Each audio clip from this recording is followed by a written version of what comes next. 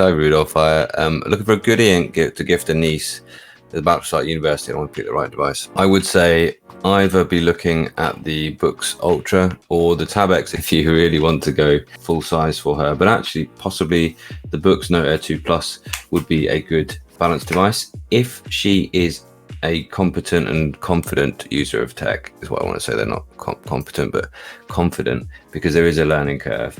And actually, if you, but the nice thing about this is that no doubt at university, she'll have things to sign into online, clouds, and places where she'll need to go to actually get the sort of online learning and things like that. And one of the categories I'm going to talk about is reading and learning.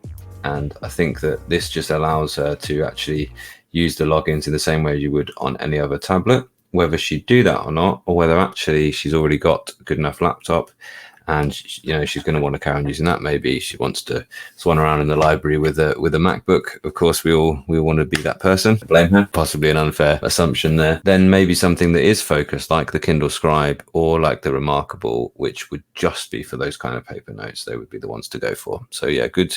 I totally agree with you, Alan. Yeah, wish I had an uncle who would buy me that kind of tech. The Remarkable is a good price at the minute, as is the Kindle Scribe. Somebody looking for distraction-free for sure. Personally, I don't want an e-reader trying to be an iPad. Yeah, I decided I did. It's a very interesting one. I decided I did.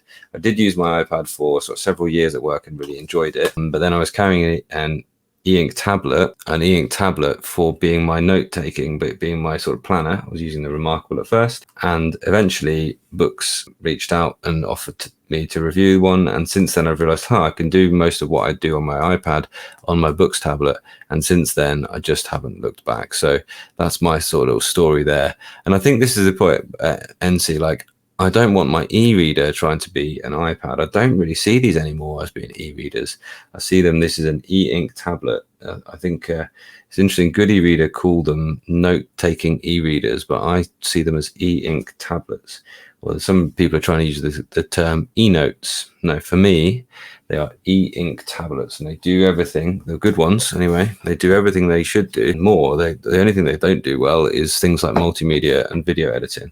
And now that they do color well as well, it's just such a good place to do some work as well. So that's why I really like that productivity side of using e-ink now. E-ink has become something different from just for e-readers. There's a good discussion here with David and Rudolph. Yeah, David, how are you enjoying that Boox then as you watch? Let us know, keep us updated. And you say for Rudolph, it depends on what the niece needs. She's highly academic, lots of reading, then it will be RM will help her focus. Yeah, plus the highlighter is better, it goes behind the text. Yes, it does. Yeah, that's one thing on the Boox that doesn't do so well.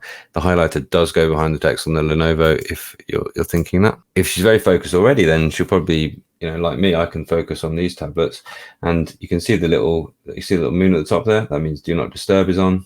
That's the way it stays, so don't get the little icons at the top. But then I can still, if I decide, well, I need to look up this website, I need to find out what's going on, I need to work on my X-Tiles things there, I want to have a little search, that's a distraction, isn't it? Search on Amazon, what should I buy? Very interesting comments and things. If you're doing the content consumption elsewhere, then the RM syncing is easy to use.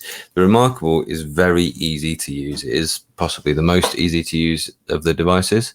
And if you want something that's just going to sort of slip in there and just be used instead of paper, look no further. The other devices, the Boox devices, are for people who want to go deeper, who want to be able to access all of their things on e-ink, because e-ink technology is absolutely great. It can be a great extra screen for your computer as well, with things like Space Desk.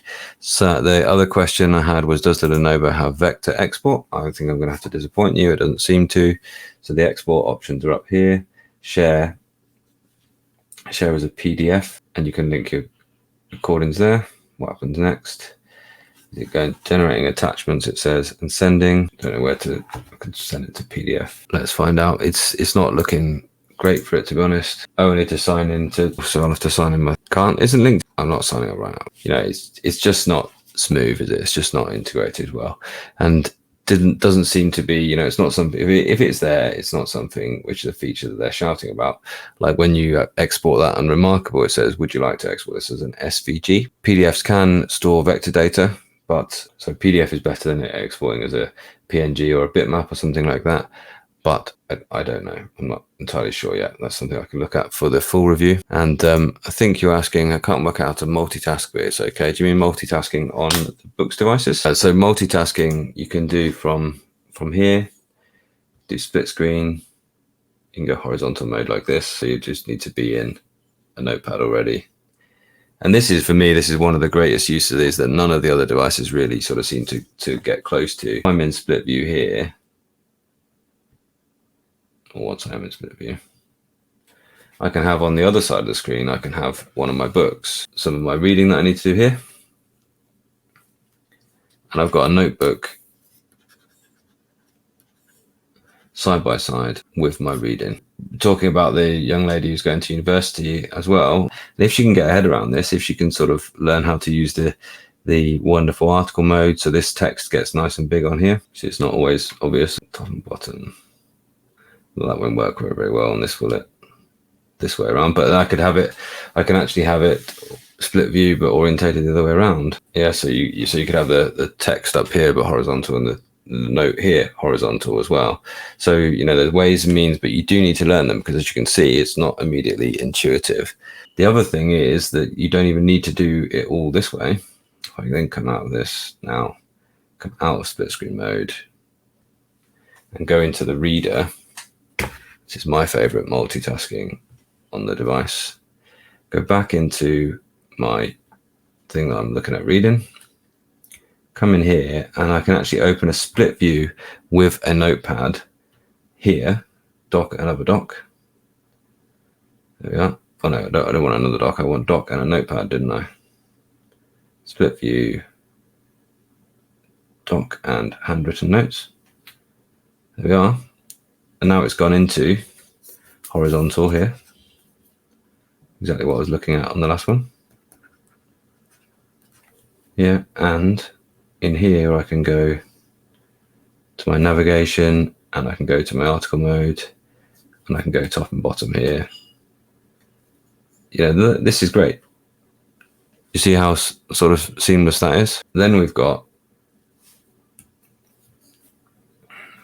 notes, which are linked to the book. And at any point I can scribble on here, or I can highlight in here. And those highlights all get stored to my table of contents in here.